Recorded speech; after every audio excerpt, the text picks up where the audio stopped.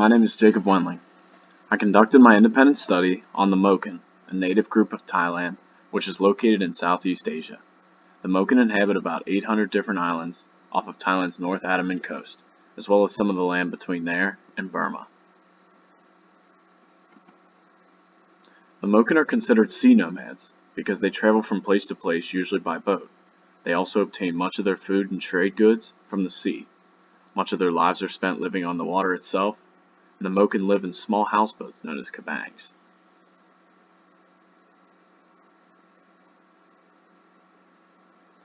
The kabangs are a crucial aspect to the Moken way of living.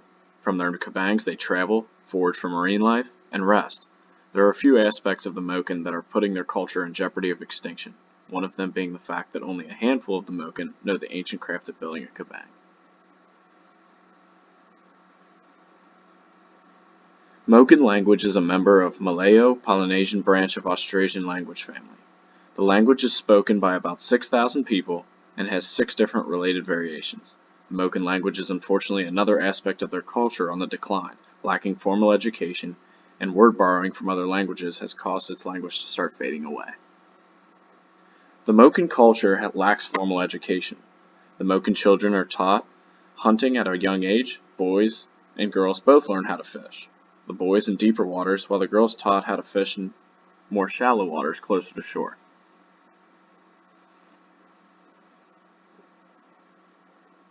Although they are not particularly religious, the Moken are very spiritual people.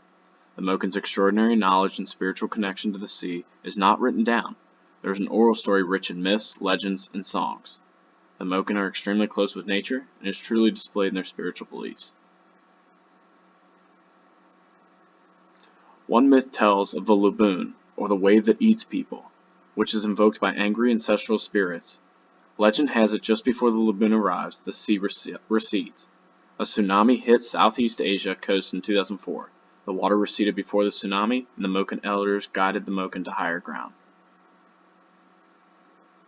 The Moken have better vision underwater.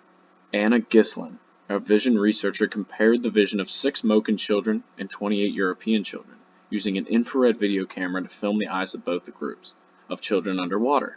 The research found that the Moken children constrict their pupils, while Europeans do not.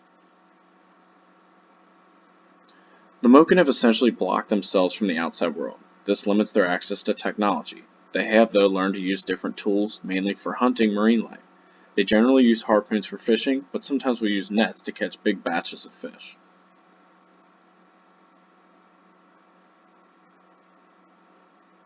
The Moken face deepening poverty, marginalization, and discrimination. Most are stateless, making them more vulnerable to human rights abuses and depriving them of access to other rights, including the medical care, education, and employment opportunities that Thai and Burmese nationals enjoy.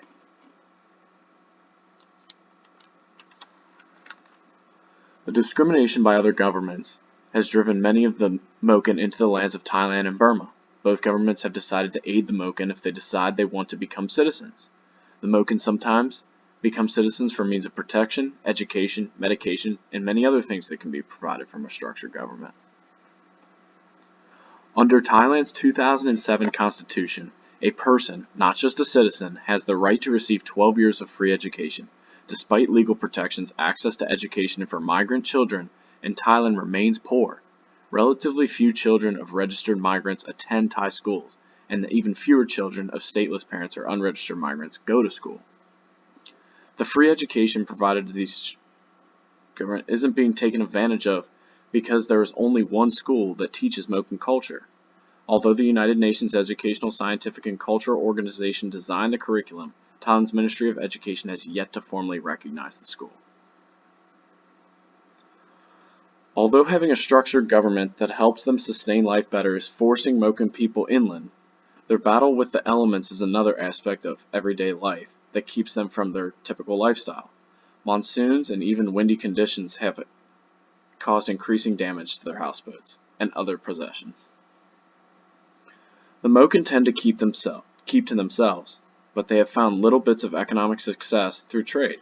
Nowadays, to a certain extent, they take part in the region's trade and monetary systems by selling rather than bartering, and buying things to cover their daily needs. Today, some of the Moken have converted to Islam and Christianity. Although the majority of the Moken do not participate in a structured religion, some have converted. The Moken do lack a lot of structure, and some of the Moken have come to realize this. This is why some of the Moken have decided to add some sort of structure to their life by becoming part of an established religion.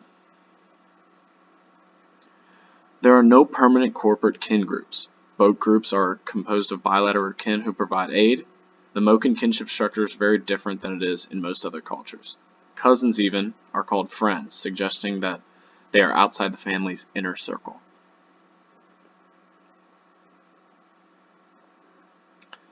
Marriage is fairly standard within the Moken culture, in the aspect that they get to choose who they get to be with. The groom must get consent from the bride's parents.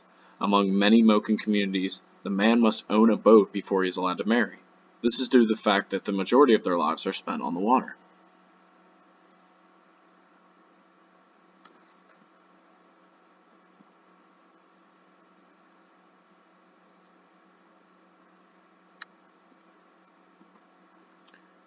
Researchers have stated that the culture is in danger of becoming extinct.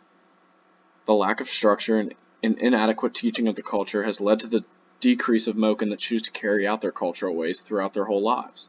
If something isn't done soon, the Moken would become an extinct culture. The Moken were an extremely interesting culture to study, a culture of men and women that learned to swim before they even learned how to walk.